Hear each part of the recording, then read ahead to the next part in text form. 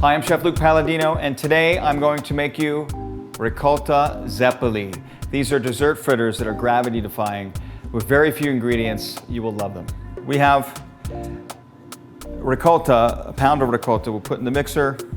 The most important thing is that you use a ricotta that is drained. Some ricotta is very wet and some is a little more dry, but never dry enough. So I put this overnight into a colander or a wire mesh strainer over a bowl and let the excess, just by gravity, the excess water to drain out of it. And therefore I have a compact ricotta. That will ensure the proper consistency. So a pound of ricotta, 7 ounces of sugar. Then I put 10 ounces of cake flour. It's important to use cake flour because of the protein content. So to give you an example, all-purpose flour is about 11%, right, protein, and bread flour is about 12 to 13% protein. Pastry is between 8 and 9. This is between 7 and 8. So this is what you want to use. I put a pinch of salt, baking powder. I weigh all these ingredients up, by the way. So I weighed the ricotta, I weighed the flour, weighed the sugar. It's just more consistent. And then I put 7 grams of baking powder in there to leaven it, to lighten it up. 4 ounces of heavy cream, again by weight, or you can measure out, which would be a half cup actually, by volume.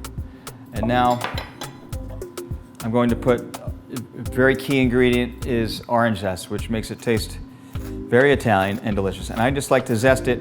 I use a zester. I prefer this, you can use a microplane, but I zest it right over because I want all of these beautiful oils to spray into, to really come out. When you zest something, there's oil shooting all over the place. If you ever zested something and it got in your eye, it would burn because those are the oils from the fruit.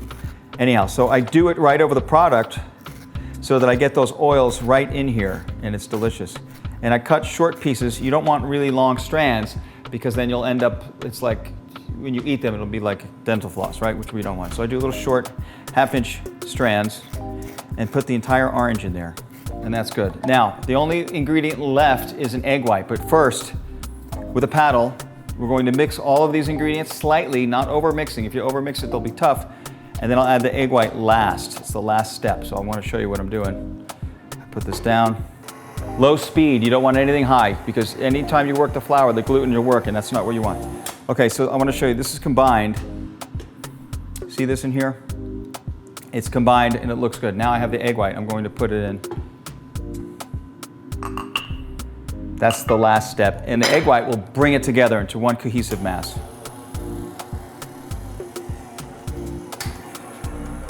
Okay, that quick. Again, don't overwork it. Let's take this paddle off. Get our bowl here.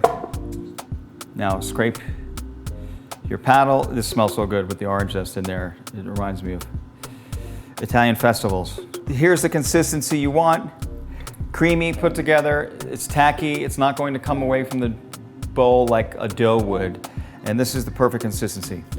Okay, so now we have our oil, and again, I'll say this. You want this about 350, 360, because when you make the zeppoli, once you drop them, you want them golden brown and delicious. But here's the trick with these, is they need to be fully cooked in the center. So if they're over 360, they're not going to come out. So 370, 375 for this instance doesn't work because you'll have them, they'll be fried and gorgeous, except for the center will be raw. You don't want anyone biting into a raw zeppoli.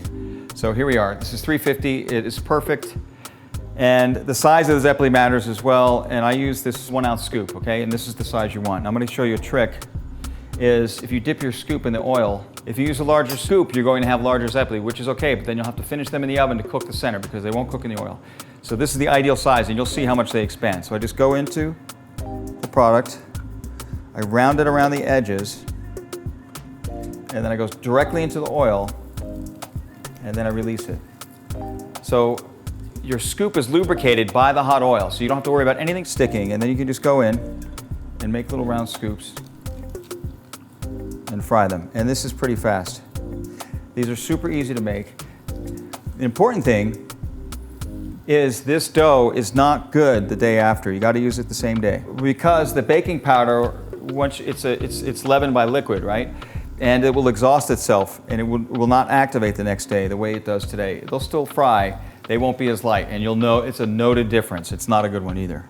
You see, I'm dropping them in, and you can load this thing up. All right, so these are frying up nicely.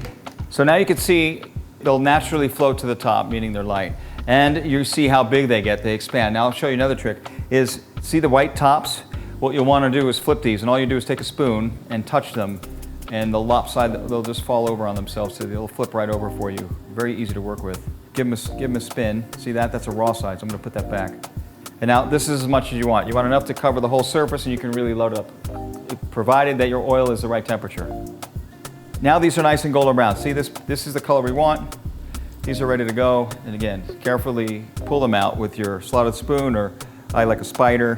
And be careful, because they're like little balls of lava.